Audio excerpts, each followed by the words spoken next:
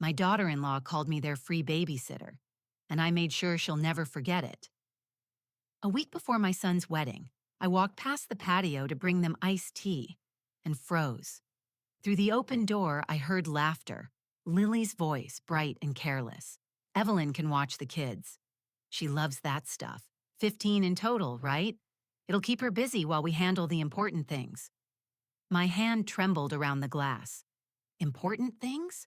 I'd spent months planning the buffet, designing centerpieces, even sewing linen napkins. And now I wasn't a guest, I was the help. Brooke, her sister, laughed. A free nanny and a free caterer. You really hit the jackpot. I stood there quietly, heart pounding, realizing I'd been reduced to a joke. They saw an old woman with nothing better to do. Not the mother who'd raised Mason alone, not the woman who'd worked 2 jobs so he could have a college education. That night, I made my decision. My name is Evelyn Carter, 72 years old, retired teacher, and lifelong resident of Annapolis, Maryland. I live in the same little house my late husband Thomas and I bought 50 years ago. It's painted pale blue, with a porch swing he built himself, and hydrangeas that bloom every summer like clockwork. For me, that house isn't just walls and furniture. It's memory, loyalty, and proof that even simple lives can be full ones. When Thomas passed, Mason was still in college. Losing his father broke him, though he never said it out loud. He pushed harder, graduated early, found a job in Baltimore, and visited every Sunday with groceries and jokes about my old radio. I used to tell my friends, he's my pride, my proof that good men don't disappear. Then one day, he brought Lily. She was 25, polished and bright. The kind of young woman who knew how to make a first impression. She came with flowers, complimented my cooking, even called me Miss Evelyn. I remember thinking how lucky Mason was to have someone so thoughtful. I welcomed her with open arms, cooked her favorite meals, and listened when she talked about her marketing career and big city dreams. When they got engaged, I wanted their wedding to be perfect. Mason had been through so much loss, and Lily deserved a warm start in the family. So I volunteered to handle everything I could. The entire buffet would be my gift. Homemade, traditional, from shrimp salad to roast beef sliders. I even promised to make Lily's favorite lemon cake. It wasn't about money, it was love, the kind that feeds people in more ways than one. I spent weeks organizing. My kitchen looked like a floral shop exploded. Ribbons, lace, mason jars. I drove across town for bulk ingredients, clipped coupons, and hand-painted wooden signs for the reception tables. Lily sent me Pinterest photos, and I followed them to the letter. I thought we were building something together, a bridge between generations. But the closer the wedding got, the more I noticed things. Small things at first. She stopped calling me Miss Evelyn. She started calling me Evelyn, sharp, plain, like a coworker she barely tolerated. When I offered suggestions, she'd smile tightly and say, "We're doing it the modern way now." One evening, I dropped off samples of the table's centerpieces, hydrangeas in glass jars tied with burlap ribbon. She looked them over, then turned to Mason and said, "It's sweet, but a bit country." "We want something more sophisticated, Mason." My own son didn't defend me. He just said, "Maybe Mom can help with the buffet instead." I told myself it was stress. Every bride gets tense before her wedding, so I kept going, pretending I didn't notice how my role shifted from beloved mom to available helper. Still, something in me began to ache, a quiet, dull pain of being unneeded. The turning point came that Tuesday afternoon. I'd been sitting at the kitchen table, scribbling grocery lists for the big weekend, humming to myself. Through the window, I saw Lily and her sister Brooke on the patio, sipping wine, planning details. I should have kept walking, but when I heard my name, I stopped. "Evelyn's watching all the kids," Lily said, laughing. 15 in total. She's great with children. And honestly, it'll keep her busy so she doesn't interrupt anything important. Brooke snorted. "A free nanny and a free buffet. You really hit the jackpot." They clinked glasses. I froze, the pen slipping from my fingers. The words stung sharper than any insult I'd ever heard. I wasn't family. I was labor, entertainment, a placeholder to keep the kids quiet. My first instinct was disbelief. Surely I'd misunderstood. Surely Mason didn't agree with this. But as I stepped back, heart pounding, I saw him on the other side of the glass door, nodding along to their chatter. He didn't defend me. He didn't even look uncomfortable. That moment, I saw my life in flashbacks. Sleepless nights with feverish Mason as a baby, selling my wedding ring to pay for his textbooks, standing in the rain at his graduation, my chest bursting with pride. All of it, now mocked by his silence. I went to bed early that night, pretending I was tired, but my mind didn't rest. I lay there staring at the ceiling, my chest heavy with realization. They thought I wouldn't notice, wouldn't care, wouldn't matter. When morning came, I made coffee and sat at the kitchen table again, the same spot where I'd planned every meal of my life. My notebook lay open, the grocery list half finished. I looked at it, then tore out the page. Slowly, deliberately, I wrote a new one, a list of phone numbers to cancel. By noon, I had called the butcher, the bakery, the florist, and the rental company. Every order, gone. They were polite, a little surprised, but I didn't explain. Then I called the women's shelter I volunteered with last year. I asked if they could use trays, desserts, or decorations for an upcoming event. The coordinator's voice cracked with gratitude. "We'd be honored, Evelyn," she said. When I hung up, I felt something I hadn't in a long time. Power. Quiet, steady power. That evening, I took out my suitcase. It was old, scratched from decades of family trips, but it still worked. I packed a few dresses, toiletries, and my best perfume. Then I called Dot Alvarez, my best friend since 1971. "Dot," I said, trying to keep my voice calm, "how do you feel about a weekend away?" Somewhere with no wedding bells, no drama, just spa robes and champagne. Dot laughed. "You mean running away from your own son's wedding?" "I mean choosing peace over humiliation." She paused, then said, "I'll pack the car." Before I left, I wrote Mason a note. Nothing cruel, just honest. Greater than, "By the time you read this, I'll be gone." I learned that my job was to be your free nanny, not your guest. So I canceled the buffet. I hope you find a quick solution. Love, Mom. I placed it on the counter beside the empty cake stand, the one I'd meant for their lemon tears. As I locked the door and stepped into the crisp morning air, I felt a strange mix of sadness and freedom. The hydrangeas swayed beside the porch, the same as always.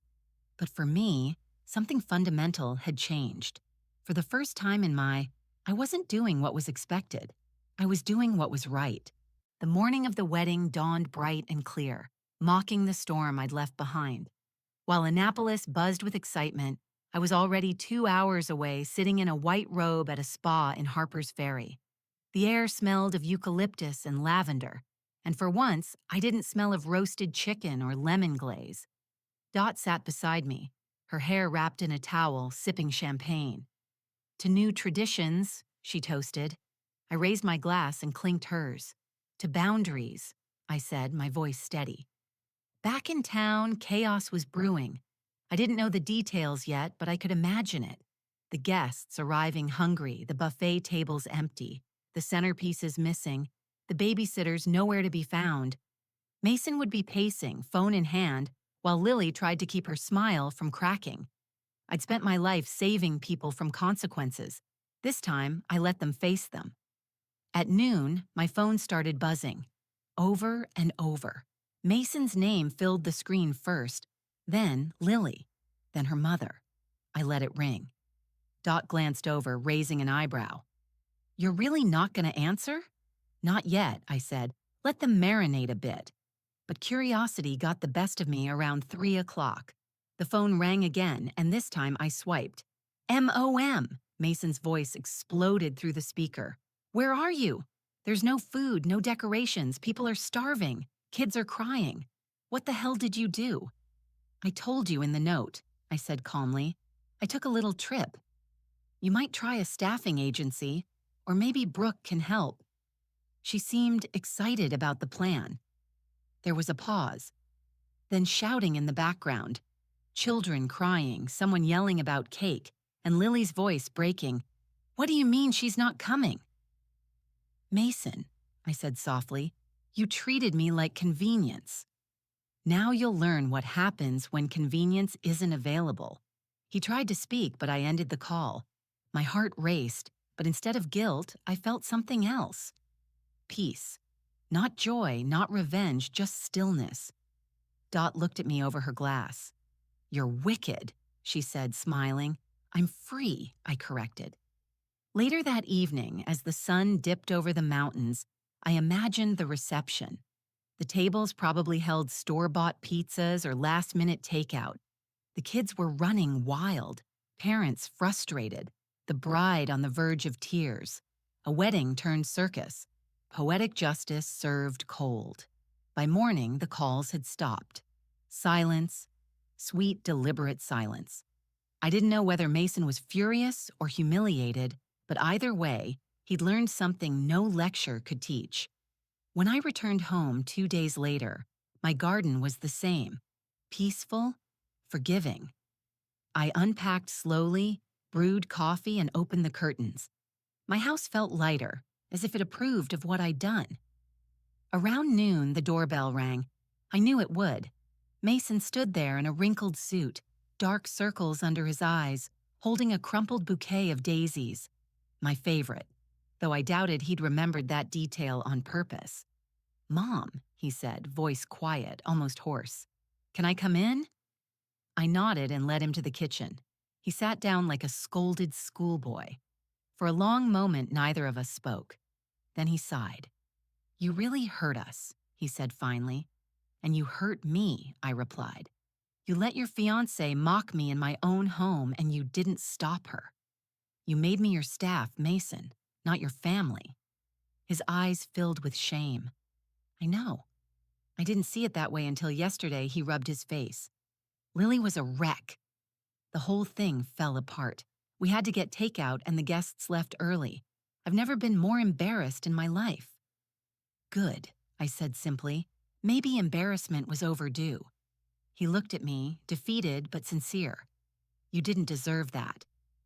"Any of it." "No," I said, but I allowed it. Because I wanted to keep peace. I thought being quiet was kindness. Turns out silence only teaches people how to use you. He nodded, swallowing hard. "Lily wants to come by." "She wants to apologize." "Does she?" I said dryly. "Well, she's welcome. If she comes as a woman, not a child throwing tantrums." He smiled faintly at that. "She's scared of you, you know." "I'm not scary," I said. "I'm just not for sale." For the first time, he laughed, small but real. Then he reached across the table and took my hand. "Mom, I'll never make you feel like that again." I squeezed his fingers. "Don't promise. Just practice." That night, after he left, I sat by the window watching the porch light flicker. I thought of all the years I'd spent giving, time, effort, forgiveness, and realized that I'd never once asked for respect in return. Until now. I smiled, whispering to myself, maybe it's not too late to start over. Because sometimes, love doesn't grow until you prune it, until you cut away the parts that choke you. 3 days passed before Lily finally showed up. I wasn't expecting her that soon. Truth be told, I thought she'd send flowers or a message through Mason. But that afternoon, there she was, standing on my porch with her hair pulled back and no trace of the glossy bride who used to pose for every camera. Her dress was plain, her eyes red and puffy. I opened the door slowly. Lily. She didn't look me in the eye at first. "Miss Evelyn," she said softly, using the name she hadn't in months. "I came to apologize." I crossed my arms, studying her. "Come in, then." No point doing it in the hallway. She stepped inside like she was entering a church, hesitant, respectful, a little afraid. I gestured to the chair across from me at the kitchen table, the same one she'd once criticized for being too country. Now, her hands trembled as she placed them on the wood. "I was awful," she began, her voice shaking. "I treated you like..." like a prop in my wedding. I wanted everything perfect, and I didn't want to feel small next to you. You're confident, capable, everyone likes you. She stopped, swallowed. I thought making you smaller would make me bigger. Her honesty startled me. I'd expected excuses, stress, misunderstandings. It was a joke, but instead she laid her insecurities bare. I didn't mean to hurt you, she said quietly, but I did. And I'm sorry I let the words hang in the air. Sorry is easy to say. But for the first time, she didn't fill the silence with self-defense. She sat there, waiting for judgment, forgiveness, or both. You know, I said finally, I've spent my whole life being useful. Cooking, cleaning, helping. I thought love meant being needed. Turns out it doesn't. Love means being respected. Lily nodded slowly. I understand that now. I don't think you do yet, I said gently, but you might someday. Just remember this. When you treat people like tools, eventually they stop working. Her lips trembled. You have every right to hate me. I don't hate you, I said. I just had to stop enabling you. Tears rolled down her cheeks. She wiped them quickly, embarrassed. Mason's been different since that day, she whispered. He started helping around the house, even cooked dinner for the first time. He said he wants to be the kind of son you can be proud of again. I felt something soften inside me. Not full forgiveness yet, but a crack in the wall. Then maybe that disaster was worth it, I said. Lily gave a weak smile. The guests called it the wedding that fell apart, but Mason and I call it the day we grew up. We talked for nearly 2 hours about fear, pressure, pride, and how easy it is to hurt people when you're desperate to impress others. When she left, I didn't promise reconciliation, but I offered her tea, and somehow that felt like enough. In the following weeks, Mason and Lily began showing up more often, not with requests, but with help. They brought groceries, fixed my porch steps, and invited me for dinners I didn't have to cook. They were learning, slowly but surely. Then, one evening, Mason made an announcement. We're expecting, he said, grinning nervously. You're going to be a grandma. The words hit me like sunlight through the clouds. My throat tightened, but not with sadness. This time, it was pure, fragile joy. Lily squeezed my hand. You'll decide what kind of grandma you want to be, she said. No expectations. No pressure. That simple phrase, no expectations, undid me. It was the first time in years someone had offered me freedom instead of demands. As months passed, our relationship grew tender again, honest and steady. Mason called every day. Lily sent photos of the baby bump, always adding, "Can't wait for you to meet her." I didn't rush forgiveness. I let it unfold naturally, like the hydrangeas in my garden. Fragile at first, then strong enough to face the sun. And when their daughter was born, I stood beside Lily in the hospital room, holding the tiny pink bundle in my arms. She looked up at me, exhausted but glowing. Her name's Grace, she whispered, because that's what you gave us. In that moment, every ounce of bitterness dissolved. I realized that sometimes life breaks us open not to punish, but to teach. And what grows from that crack can be something far more beautiful than perfection. Later that night, as I rocked little Grace in my arms, I thought back to that humiliating conversation on the patio. The laughter, the mockery, and I smiled. Not because I'd won, but because I'd finally stopped losing myself to other people's comfort. That was my true victory. Boundaries, I learned, aren't walls. They're doors. Ones that only open for those who knock with respect. 6 months after Grace was born, my life had found a gentler rhythm. The house no longer echoed with loneliness. Instead, it carried the soft hum of something new. Balance. Mason and Lily visited often, not out of obligation, but out of genuine affection. They didn't come expecting dinners or favors anymore. They came with open arms and open ears. On Sundays, Lily would sit at the kitchen table, helping me arrange recipes for the cookbook I'd finally decided to publish. The idea had come to me on a quiet morning, a collection of recipes, each paired with a story about boundaries, family, and rediscovery. I titled it Second Helpings: Recipes and Boundaries from a Late Blooming Matriarch. At first, I thought it was just a hobby, but as I wrote, I realized it was more: a declaration of survival, of identity reclaimed. Each chapter wasn't just about food, it was about lessons baked into life. The lemon cake, once meant for their wedding, became the cake that never served. I wrote, sometimes the sweetest thing you can make is peace, and sometimes peace means saying no. The roast beef sliders became forgiveness in slow cookers. The chapter started with, good things take time, and forgiveness, like tenderness, needs patience and low heat. I'd thought the world was done teaching me lessons at 72. Turns out it was just starting the advanced course. When the book was finally printed, we held a small launch event at the local library. Mason handled the setup, proud as a child on his first school day.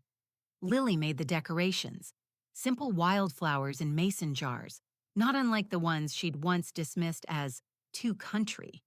She even smiled about it. As guests arrived, a few familiar faces from town, old neighbors, book club friends, even the shelter coordinator I donated the wedding food to, came to hug me. You turned pain into purpose, Evelyn, one of them said. I didn't know how to respond except with a smile. Halfway through the event, Lily stood up to speak. I hadn't expected that. She walked to the podium, holding a copy of my book, her voice steady but full of emotion. I owe a lot to this woman, she began. I didn't just marry her son. I learned from her how to be a better wife, mother, and person. She taught me that love without respect is just convenience, and that saying no can sometimes be the most loving thing a person can do. The room fell silent, then filled with gentle applause. Mason put his arm around me, whispering, "You see, Mom, you didn't lose us. You taught us how to keep you right." After the event, we went to dinner. Not a grand celebration, just the three of us and baby Grace, asleep in her carrier beside the table. Lily ordered wine and raised her glass. "To strong women," she said, "who teach us by standing their ground." I smiled and lifted my glass too. "To second helpings," I said, "because everyone deserves another chance, even us." That night, after they dropped me home, I stood by the window watching their car pull away. The porch light glowed soft and golden, wrapping the hydrangeas in warmth.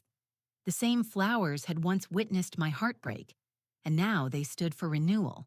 I sat down at my writing desk, opened my journal, and began to write a final note to myself.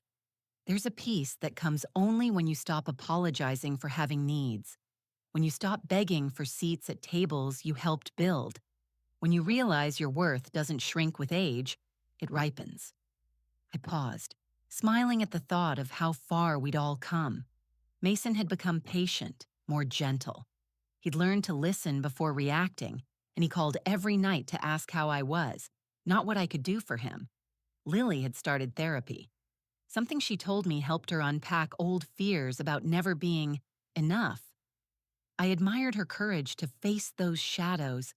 And me? I'd learned that even after a lifetime of giving, it's not selfish to take a step back and reclaim your joy. It's survival. One morning, a few weeks later, I sat on the porch with a cup of coffee and baby Grace on my lap. She gurgled, reaching for my necklace, the gold one Mason had given me on Mother's Day, engraved with the words, "No more free babysitters." He'd laughed when he handed it to me, but I saw the truth behind the joke. It was an acknowledgement, a quiet apology wrapped in humor. Lily joined me on the porch, tired but glowing. "You know," she said, rocking the chair beside mine, "you're the kind of grandmother I hope I can be someday. Kind but firm. You don't let love make you small."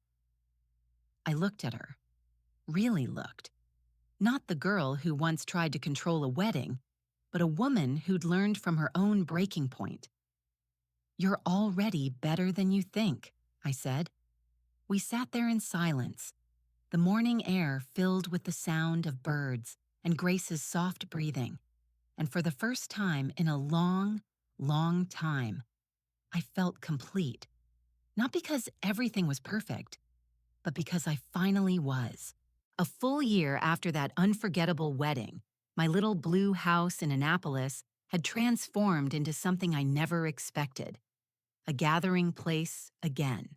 But this time, not for chaos or obligation, for peace, for learning, for second chances.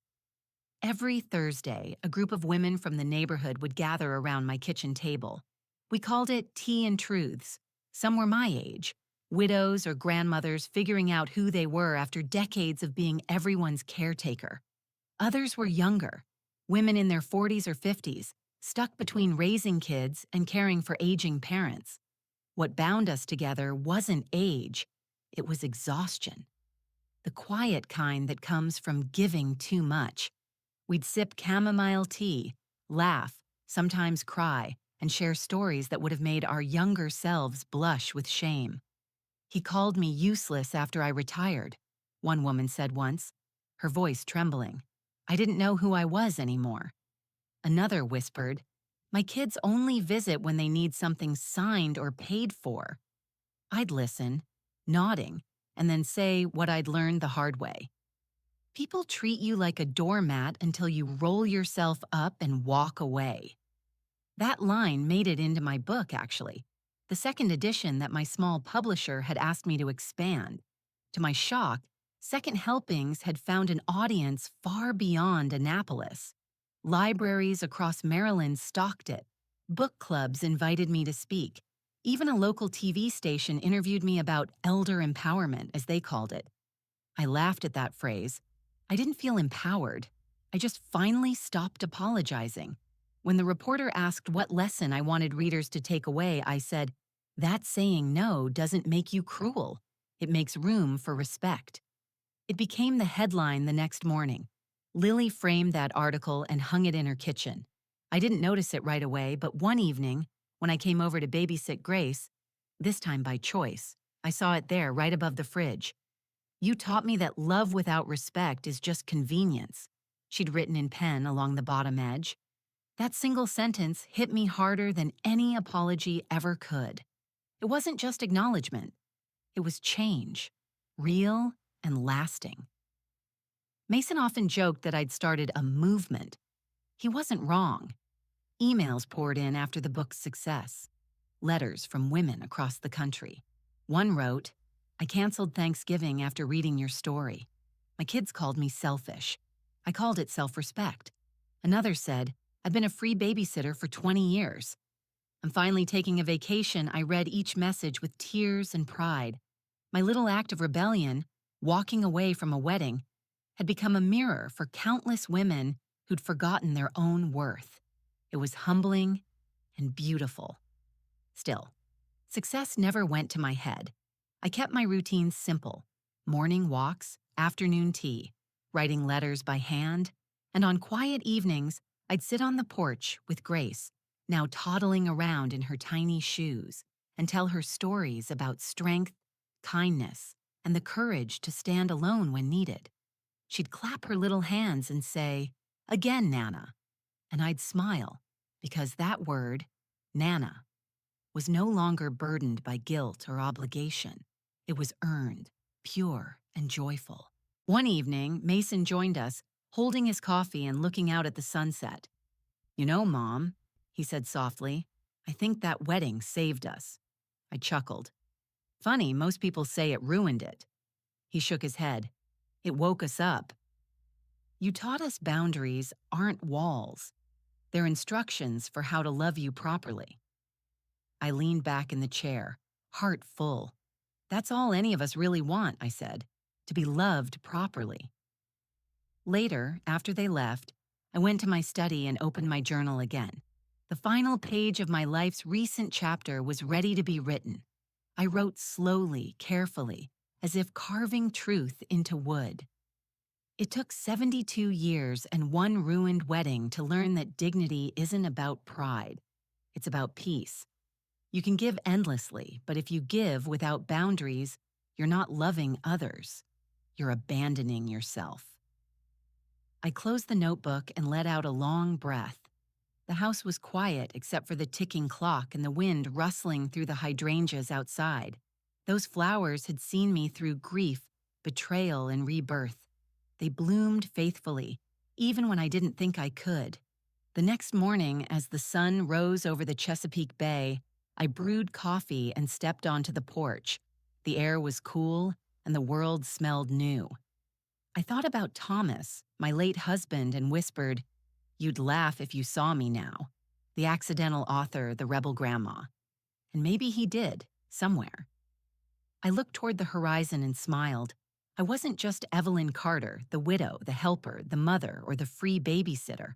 I was Evelyn Carter, the woman who finally said no and built a life full of yeses that mattered.